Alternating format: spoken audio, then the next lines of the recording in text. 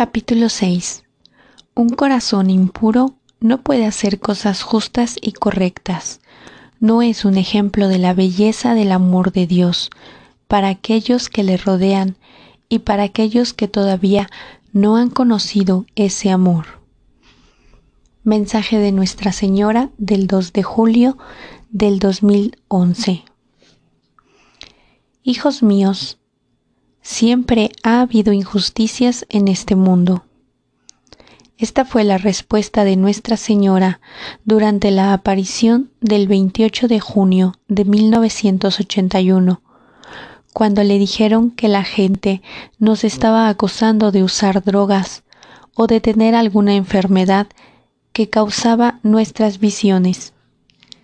Durante la misma aparición le preguntamos su nombre. Soy la bienaventurada Virgen María, contestó. Le preguntamos si tenía un mensaje para los sacerdotes. Ella dijo, que crean firmemente.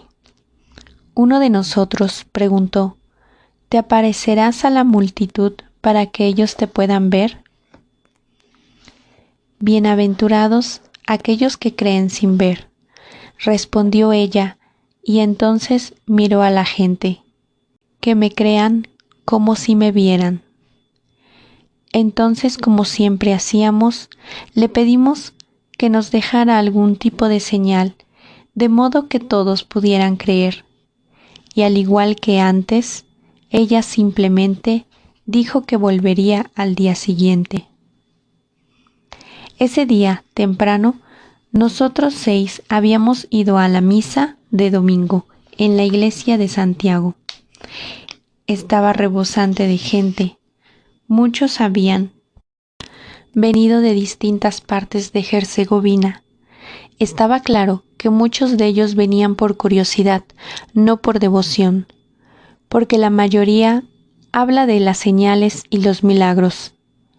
Algunos de ellos rezaban o hacían la señal de la cruz durante la misa.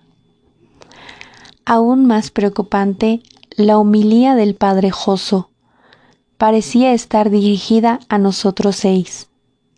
Es verdad que Dios puede revelarse a sí mismo y así lo ha hecho antes, dijo él, y ciertamente Nuestra Señora se ha aparecido en la tierra antes.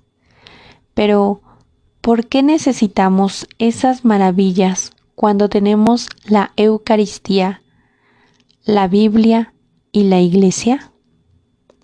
Jesús está aquí.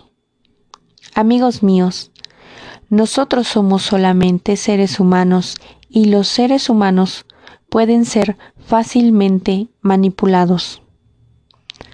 Vivimos en tiempos desafiantes y tenemos que ser siempre prudentes. Sobre todo, debemos orar constantemente al Señor. Después de oír su homilía, temía tener que encontrarme con el Padre Josso esa tarde. Un día o dos antes, un hombre del pueblo me dio un libro sobre las apariciones en Lourdes, Francia, y me sugirió que lo leyera para ver si había semejanza con lo que estábamos experimentando. Me quedé asombrada al enterarme que alguien más había visto una vez a Nuestra Señora. En 1958, una campesina llamada Bernabet estaba cogiendo leña a la orilla de un río. De repente hubo una ráfaga de viento y al levantar la mirada vio una hermosa mujer en una gruta. La mujer permaneció en silencio, pero en los siguientes días Bernabé continuó viéndola en el mismo lugar y empezaron a conversar. No te prometo hacerte feliz en este mundo, dijo la mujer a Bernabé, sino en el futuro. La gente del lugar se reunió alrededor de Bernabé cuando ella tenía las apariciones, pero padre Pereira Mele nunca fue a la gruta a verlo él mismo, eligiendo en cambio entrevistar a Bernabé en la rectoría. Él dudó de su historia. No se me pide que le haga creer, dijo Bernabé. Solo se me pide que se lo diga. Un día Bernabé preguntó a la mujer su nombre y ella contestó: soy la Inmaculada Concepción. Cuando Bernabé contó esto al padre Pereira Malé, éste le dio cuenta que decía la verdad. Esta niña, sencilla y pobre, no podía saber algo sobre el dogma relativamente nuevo en ese tiempo de la Inmaculada Concepción. Nuestra Señora dejó una señal que todavía hoy puede verse en Lourdes. Una fuente milagrosa en el suelo de la gruta. Hoy, enfermos de todo el mundo van allí a bañarse en el agua y a orar por su curación. Cuando leía que Nuestra Señora se había parecido a Bernabé 18 veces, supuse que en Medjugorje podía ser también así. Algo me decía que ella se aparecía solo algunos días más, y se lo conté a los otros videntes. En algún momento comenzamos a creer que era verdad, con los comunistas aterrorizándonos y las apariciones suscitando nuevas emociones. Apenas comíamos o dormíamos. Era fácil confundirse. Pero en el fondo yo quería desesperadamente que las apariciones continuaran. ¿Cómo podría volver a vivir mi vida normal después de haber experimentado el cielo? Esos días estuvieron marcados por los contrastes de alegría y miedo, soledad y sufrimiento, el amor del cielo y la hostilidad de la policía. Había sido un adolescente normal, viviendo en paz con mi familia, cuando de repente todo cambió. Crecí de la noche a la mañana. Marco vino unos días a visitarme a Medjugorje. Cuando llegó con su pequeña moto, se sentía demasiado incómodo para entrar en casa de mi tío, así que se quedó fuera de pie y caminaba de un lado a otro. Cuando abrí la puerta y le invité a entrar, me miró con sorpresa y alivio. «Oh, gracias a Dios», dijo. «¿Qué?», le contesté yo. «Eres normal». «Más que tú, parece. ¿Qué esperabas?» «Bueno, no sabía cómo sería ahora. Tenía miedo de venir. Me imaginé que tendrías un aspecto sombrío y que tendrías los pelos de punta, como cuando metes el dedo en un enchufe o algo así. Pero eres la misma». Me reí. «Bueno, gracias, supongo». Quizá habría cambiado más si hubiera sido joven, aunque ciertamente no de la forma drástica que Marco imaginaba. A medida que conocía a los otros videntes y observaba nuestras diferentes personalidades, empecé a pensar que Nuestra Señora nos quería justo como éramos, con todos nuestros defectos y rarezas incluidos. Pensé en el padre Pereira Malé y en Bernabé. Después, cuando supe más sobre Lourdes, Fátima y otras apariciones del pasado, me di cuenta de que Nuestra Señora normalmente se aparecía a gente joven y me preguntaba por qué. ¿Era porque nosotros no estábamos todavía agobiados con planes y obligaciones? ¿Eran los corazones de los niños más puros que de los adultos? Si hubiera sido mayor, quizá hubiera comprendido todo más rápido, pero sus mensajes no requerían largos comentarios o una interpretación teológica. Ella nos hablaba a todos nosotros y lo hacía con palabras sencillas. La tarde del 28 de junio, el padre Joso tenía más preguntas para mí. Parecía preocupado acerca de mi conocimiento de la fe católica y de que éste no fuera suficiente. «Dime, Mirjana», me dijo, «¿ahora leerás más la Biblia?» «Me gustaría leer más la Biblia», dije. «Ya sé que te gustaría, pero ¿lo harás?», dudé. «Bueno, ¿ni siquiera tienes una Biblia?» Bajé la mirada. «No, mi abuela en Sarajevo tiene una. Algunas veces la visito y la leo allí». Pude ver la frustración en la cara del padre Joso.